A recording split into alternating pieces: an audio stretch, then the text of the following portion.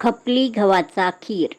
खपली गहू खिरीचा 2 वाटी, गूळ 2 वाटी, ओल्या खोबऱ्याचा काप अर्धा वाटी, 4 वेलायची.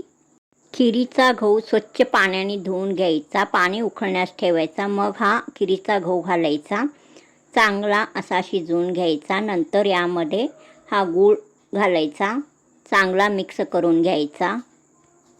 पळीने असा हा खीर मऊ करून घ्यायचा, म्हणजेच गरगटून घ्यायचा. हा खीर शिजून तयार आहे.